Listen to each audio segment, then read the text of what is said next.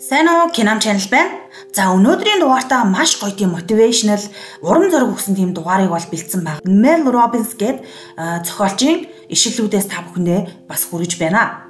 За энэ удаагийн ишлэлдэр бол маш гоё сонирхолтой сэдвийг бол хүндсэн байгаа. За бүгдээрээ сэдвтээ орцгоё.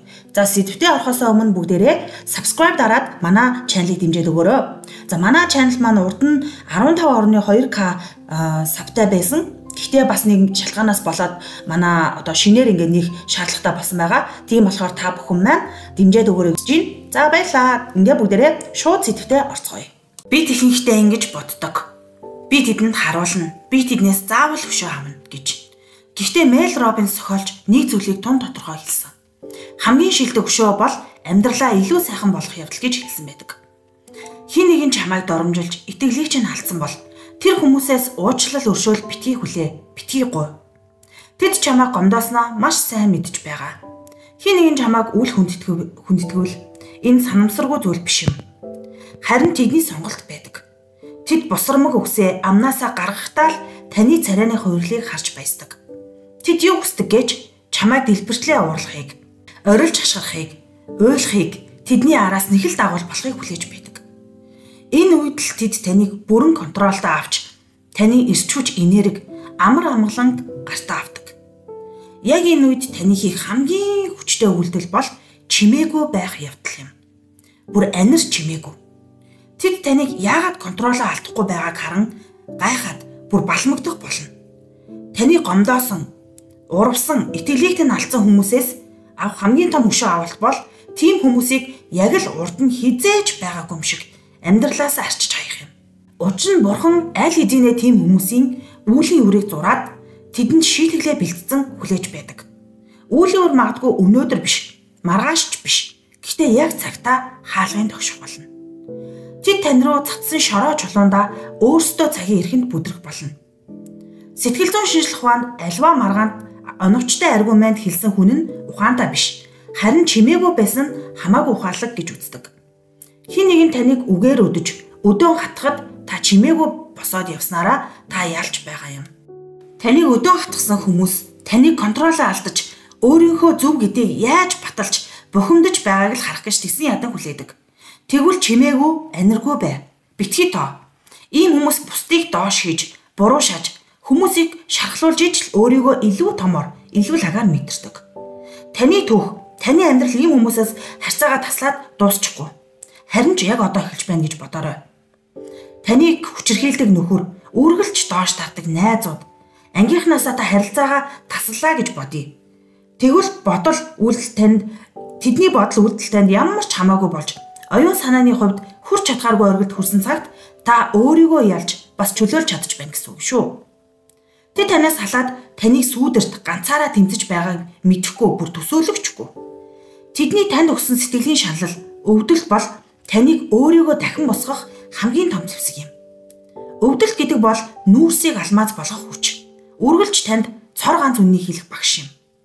Тэд таны хамгийн хэрэгтэй үед танаас урвсан, хайсан, өвтгсөн. Таны зүрх сэтгэлийг яг урах мэд өвтгсөн.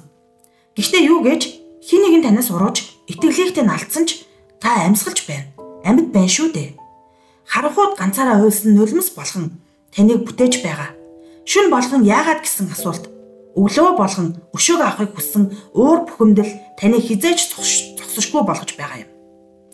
Та нартаа асар их өвдөлтөөс өөрийгөө бүтээж чадсан нэгэн хавчны түүхийг ярьж өгье. Далайн гүндэх нэгэн буланд жижигхэн улаан хавч амьдардаг байлаа. Тэр маш хөдөлмөрч, ухаалаг бөгөөд амьдралдаа бүхнийг зөв хийх гэж хичээдэг нэгэн. Гэвч нэг өдөр түүний амьдралд өөрчлөлт ирэв. Түүний хатуу бүрхүүл хит жижигдэж, түүнийг хавчиж эхэлсэн байлаа. Яагаад би ингэж зовоод байна вэ? Бусад амьтдын бүх зүйл амжилттай байхад би л нэг л зүйлдээ гацсан мэд хэмээн тэрэ шаналж байв. Гэтэл нэгэн ахмад хавч ирэн түүнд ингэж хэлв.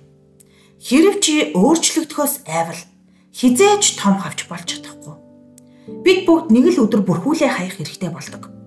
Энэ бол өсөлтийн үнцэн юм. Хавч гинт ухааран өөрчлөлт айцтай ч гэсэн өсөж хөгжихийн тулд заавал туулах ёстой зам гэдгийг ойлгожээ. Тэр далайн ёроолын чулууны завсар орж олон хоног чимээгүй хүн бэлдэж. Эцэст нь тэр хуучин бүрхүүлээ хайж зөөлөн шин биетэйгээр дахин төрсөн мэд болж гарч ирэв. Энэ үеэр тэр хамгийн сул дорой хамгаалтгүй байв. Гэхдээ тэр твцсэн. Учир нь тэр шин боломж, шин бие, шин амьдралыг мэдэрч байлаа. Цаг хугацаа өнгөрч түүний шин бүрхүүл урдынхаасаа илүү батбөх, илүү тэгш, илүү хүчтэй болсон байв. Хавчиг чамд ч бас зарим үед твчхийн аргагүй мэд санагдах зүйлс амьдрал тохиолдно. Хуучин амьдрал, хуучин зуршлууд, хуучин хүрээлэлчин чамайг шахаж байж магадгүй. Хэрвээ чи өсхийг хүсвэл хуучнаасаа салхаас бүү ай. Эмзэг үе давж чадвал өмнөхөөсөө илүү хүчтэй, ухаалаг, гайхалтай чи гарч ирнэ. Чи өөрийгөө өөрчлөх зориг гаргасан тэр мөчтөл амьдрал чинь жинхнээсээ өөрчлөгдөж эхэлнэ. Чамайг өвтгсөн зовлонгоос чи өөрийгөө хэрхэн татан гарахаа мэдлээ. Энэ хүч чинь л чамайг ассан гал шиг эрч хүчтэй зоригтой хүн болгож чадаж байгаа юм. Чи аль хэдийн хамгийн доод түвшинд хүрээд үзчихсэн. Тэр доод түвшин харанхуу, ганцаардмал, гунигтай байсан ч гэсэндээ тэндэл чи жинхэнэ өөртөөгөө уулзсан.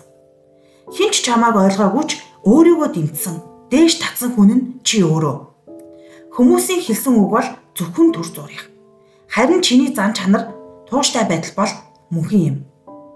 Өнөөдөр чи дахин унж магадгүй. Гэхдээ чи аль хэдийн унаад үтцсэн. Тиймээс чи яаж босгоо мэднэ. Өнөөдөр чи ганцаардаж магадгүй.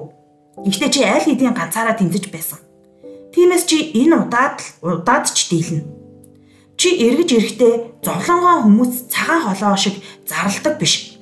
Харин өвдөлт зовлонгоо өөрийгөө цэнэглэж шатхуун шиг ашиглаж сурсан байх болно.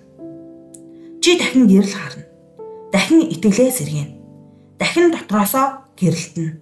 Учир нь чи амьд үлдсэн. Өсөж, өөрчлөгдөж, ялагч болох хувьтай хүн. Хинч чамайг доош нь хийж байсан ч өөрийнхөө хүчийг битгий март. Чи одоо зөвхөн нэг л зүг рүү явна. Зөвхөн дээш.